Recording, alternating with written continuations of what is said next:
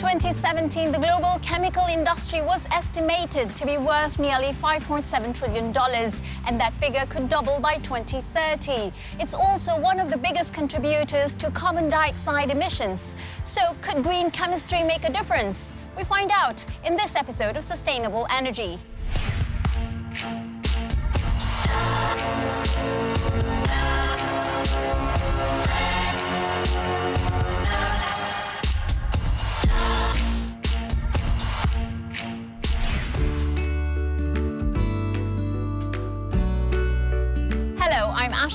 Today I'm looking at ways to make the chemical industry greener using nature-based solutions, our theme this year. Later, I'll be speaking with Paul Anastase. He's the director of the Center for Green Chemistry and Green Engineering at Yale University. Paul is regarded as the father of green chemistry after publishing Green Chemistry Theory and Practice in 1998. Along with his co-author, John Warner, they established the original pillars for sustainable chemistry. We'll also look at how green chemistry has developed globally and what could be lying ahead. Also, coming up on this episode, we show you how the chemical industry is affecting climate and the environment. We ask, how can green chemistry help reduce its impact? Turning grape juice into wine is a well-known chemical reaction. We'll be traveling to the south of France to find out how a greenhouse gas is ensuring bottles are good enough to drink. In these plants, nearly 500 million cork closures are manufactured and sold worldwide. Then we head to New Zealand to meet a man who has a tiny solution for the big problem of electronic waste. A lot of the value is contained within those chips, so we really need to make sure it's exposed.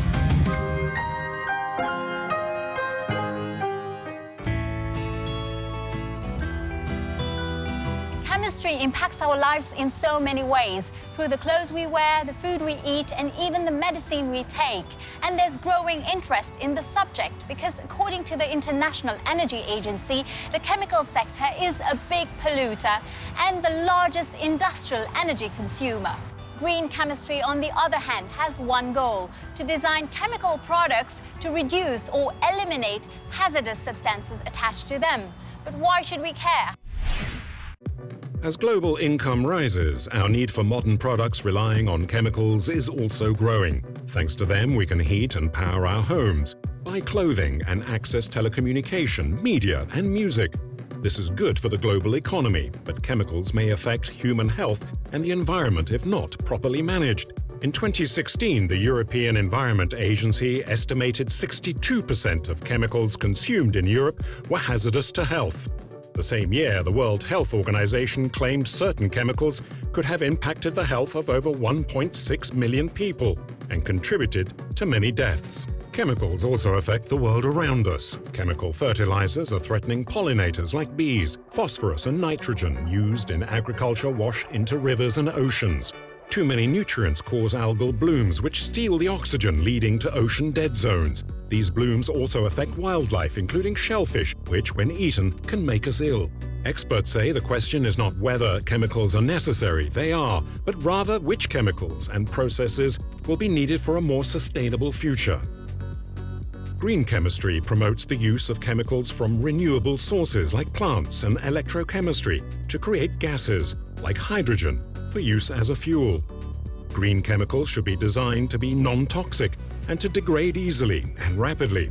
Professor Walter Leitner has some suggestions. Nature is the inspiration here in many ways. In particular, if we think about the raw materials that we can use, CO2 and water and energy from the sun like nature does, but then not try to mimic the very complex mechanism that nature uses in photosynthesis, but come up with really efficient technologies that we can set in an industrial setting. In 2002, world leaders agreed to minimize adverse impacts of chemicals and waste by 2020. But these targets won't be met, so the UN has renewed its call for urgent action against chemical pollution. Increased consumer demand for greener and more sustainable products suggests there's an opportunity for both scientists and entrepreneurs.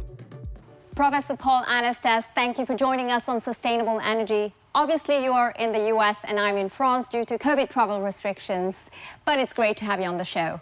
Well, thank you, Asha. It's wonderful to be here with you. You are a green chemistry pioneer. How did you get involved in green chemistry in the first place? Well, when I was a young chemist, I looked around at all of the technological miracles that chemistry really produced modern life. And then I looked at the other side of the equation, all of the unintended consequences of pollution and its effect on the environment and on human health. So green chemistry is really a way of keeping all of those technological miracles, those innovations, without all of those unintended consequences. In your book, you laid out the 12 principles of green chemistry. Why is preventing waste at the top of that list? Waste, we need to recognize, is a man-made concept. In nature, there is no waste. Every time a waste is generated, an organism evolves to use that waste as a feedstock. And so we think about how to do the same thing in industry. How you either prevent or avoid waste, or utilize whatever waste in a valuable way. How are companies putting that into application, and how are they getting on with it?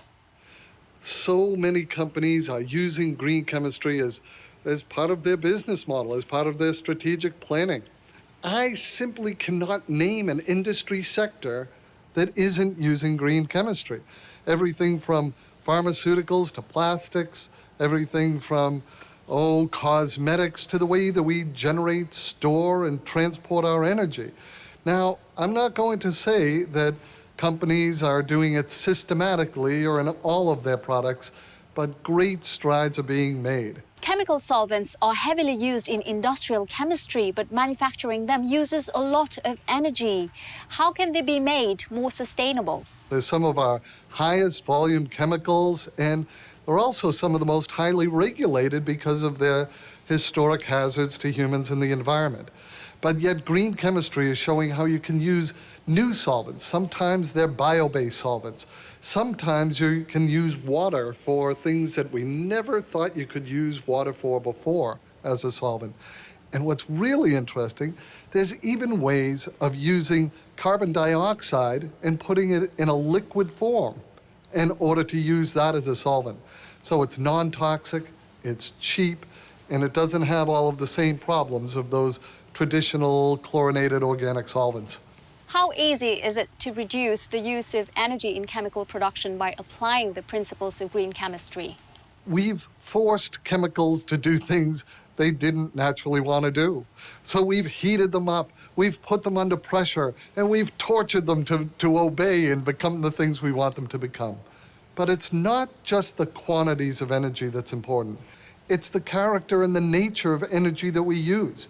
It needs to be renewable and non-depleting and non-toxic and not polluting. Thank you, Paul Anastas. Thank you so much. We'll hear more from Paul Anastas later in the show. It's now time for a break. When we return, we head out to the vineyards of southern France to find out how CO2 is being put to good use in wine bottles. We are pressurizing the CO2 in order to have a specific property of the CO2, which is called supercritical.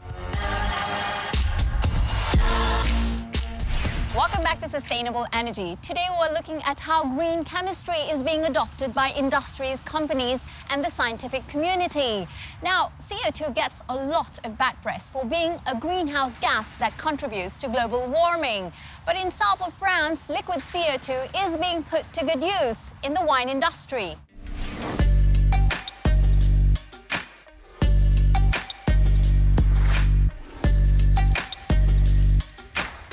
Frédéric Vacquer's been making wine since 1991 at the century-old family domain in the French Pyrenees. She produces 35,000 bottles a year for the international market. Her worst nightmare, tainted wine. One time I was with a lot of customers and it was a very important testing. And I opened a Magnum and I had only one Magnum. And normally it's a beautiful wine. And that time it was corky. A good wine reminds me of my roots, my little corner, my country. And a good wine relies on its closure. 70% of the world's wine bottles still use cork. It's a natural, waterproof material. but permeable to air. Sometimes it can lead to chemical reactions that will taint the wine. It's mainly caused by the presence of a chemical compound known as TCA, trichloroanisole. Even the tiniest amounts can cause musty aromas and flavors. But one company had an idea. This is the French facility of the Diam Closure Company. In these plants, nearly 500 million cork closures are manufactured and sold worldwide. Usually perceived as a pollutant, CO2 in fact turned out to be the best nature-based solution to removing TCA and other volatile compounds. To get rid of these volatile compounds, we are pressurizing the CO2 in order to have a specific property of the CO2, which is called supercritical, to go inside the cork structure and extract the volatile compounds from the cork. The diamond process is looking like these creamy liquids. When we are smelling these extract, it really smells moldy. It's full of TCA. Once TCA has been removed, the purified cork granules are mixed with castor oil and beeswax to create a 100% natural cork that is watertight and protects the wine against any capillary action. And there's more. The extracted components do not go to waste. Different companies are actually purchasing our extract coming from the cork to use the extract for their cosmetic applications. There is actually no scraps. Everything is utilized. We use all the cork. What is scrapped is the woody part. The woody part will produce steam because we will burn it, which will bring us the energy to warm up the process, to warm up, for example, the CO2, because to have a good extraction, we need to reach a temperature of 60 degrees Celsius. A key member of the team who patented this process was Stéphane Serrade. Eventually, they saved Diam from bankruptcy at the end of the 1990s. Back then, Serrade had just graduated with a PhD in food chemistry and was also a pioneer of green chemistry in France. They arrived in my laboratory driving a black Mercedes with people with a nice suit arriving with a bag full of cork stopper. And they started to say, okay, we don't have any knowledge about scientific and technical processes. We are just looking for a solution in order to obtain safe cork stopper with a guarantee of no content of trichloroanisole. Today, Diam is a global leader in cork closure manufacturing, selling over 2 billion corks across 67 countries. Meanwhile, Serrade has continued to explore the properties of supercritical CO2 for other industries. Supercritical CO2 is unique in terms of green chemistry processes. In fact, with supercritical CO2, you can extract organic molecule and then obtain pure aroma, pure flavor, and you can also obtain decaffeinated coffee. Back in the Pyrenees, the Diam factory continues to research and invest in green solutions to meet the demand of the $225 billion wine market. Every year, Diam purchases 33,000 tons of cork from producers in France and Spain, helping to keep this industry alive. I'm back with Paul Anastas. He's talking to us from Connecticut in the United States while I'm in Paris. Thank you, Paul, for being with us. It's such a pleasure being with you. We saw a company using nature-based solutions like beeswax and castor oil. What other nature-based solutions are popular in green chemistry? Well, it's wonderful because people ask me, how do we know that green chemistry is going to be able to be used by industry, and if industry isn't using it systematically yet? And I say, because I can look outside and I see that nature is our greatest sustainable model. Nature is our greatest design teacher and design mentor. And so the best tool in the green chemistry toolbox is biomimicry, the way of mimicking natural systems. What's the relationship between business and science when it comes to green chemistry? Green chemistry we think of as the innovation energy. People think I'm joking when they ask, how did you come up with this name green chemistry all those years ago? And I say, it's true that green is the color of the environment, but here in the US, it's also the color of our money. So this was about how you accomplish both goals at the same time, that you align environmental and health goals with your economic and profitability goals. But green has a third definition too. It's young, fresh, new. So green chemistry is not the old chemistry of the past. It's this young, fresh, new, inventive, innovative way of making the things of our modern life. What needs to be done to raise awareness of green chemistry? Government needs to set up the environment for investment, for fundamental basic research, and to encourage the commercialization of green chemistry solutions. Thank you, Professor. It's now time for a quick break. When we return, we head to Auckland in New Zealand to find out how electronic waste, such as televisions and old phones, could be a golden opportunity. Nearly 50% of the value of e-waste comes from the gold that's used in the circuitry. Welcome back to Sustainable Energy. Today we're looking at how the chemical sector can become more sustainable. These days it appears there's always a new smartphone, television or gadget in the shops wanting to be bought. That's leading to a vast mountain of electronic waste as we chuck away old technology. But electronic waste contains valuable precious metals such as nickel, copper or even gold. The question is, how do we get it out? It turns out this big problem has a tiny solution, as we found out in New Zealand.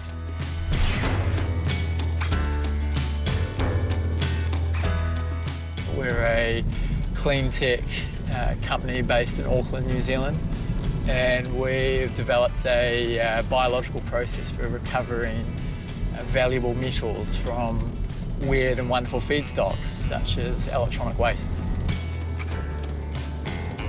My name's Dr. Ollie Crush. I'm the Chief Scientific Officer at Mint Innovation.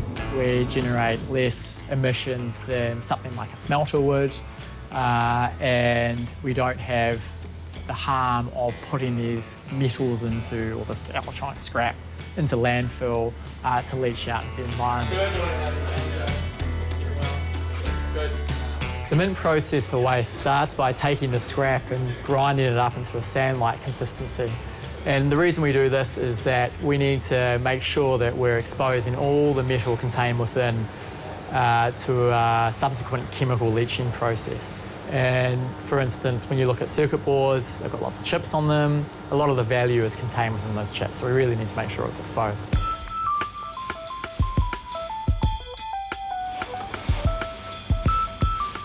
I'm just about to add some of the special microbes we have for pulling out one of the metals, gold. So I've got a few of them in this bucket. And all I'm going to do is just add that in to the reactor.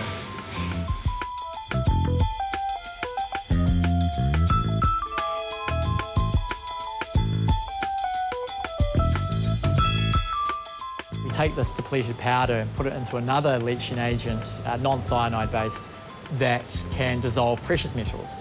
And it's to the soup that we then add microbes, which are able to go in there and specifically pull out certain target metals.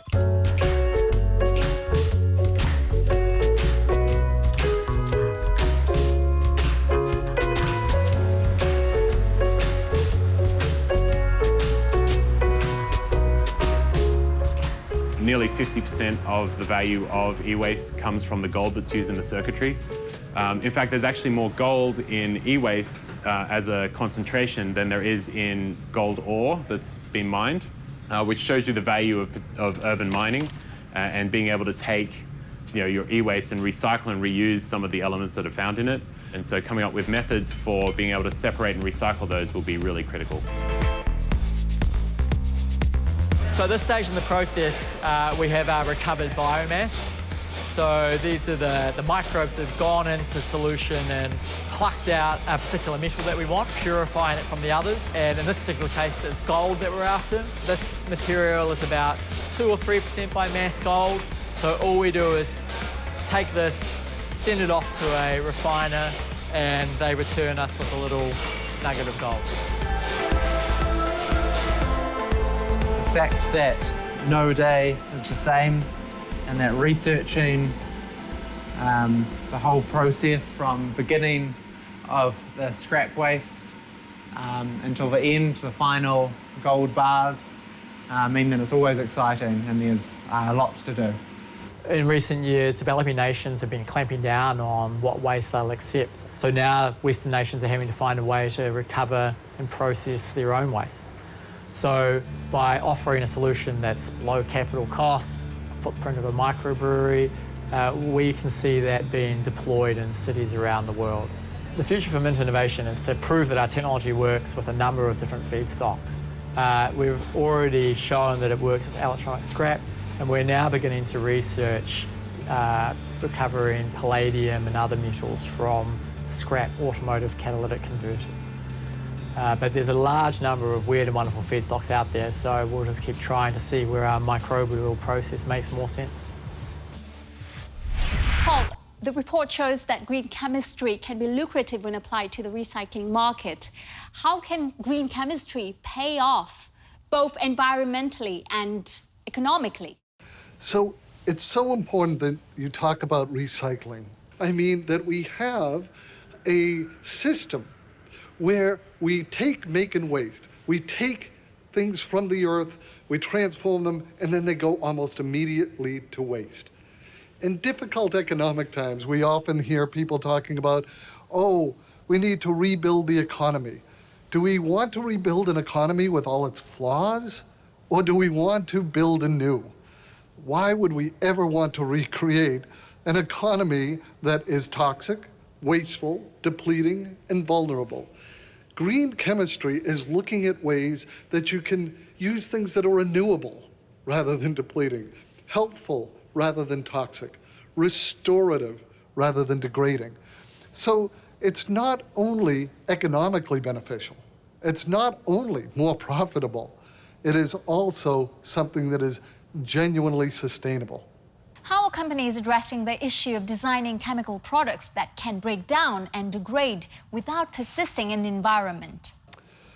So designing substances that are going to break down harmlessly into the environment is one of the great grand challenges and areas of research for green chemistry. And so we know how to design things so that they'll break down. Sometimes it's going to be by a certain temperature or a certain exposure to sunlight or exposure to water when that's appropriate. What limits the development of green chemistry today? You know, the biggest limitation that green chemistry faces is a lack of awareness of what's possible today. With that awareness, there will be investment, there will be scale up. You teach students all over the world. What can we expect from this young generation of scientists?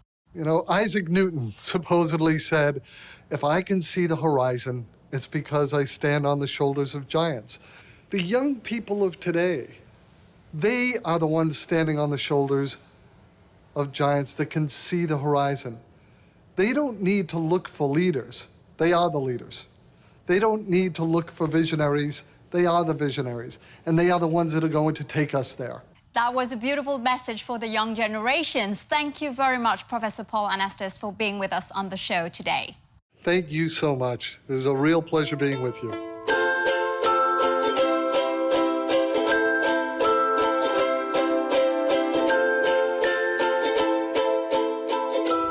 Chemistry is giving us the opportunity to look at the way we make chemical products across their life cycle, maximizing efficiency whilst minimizing hazardous effects on humans and our environment.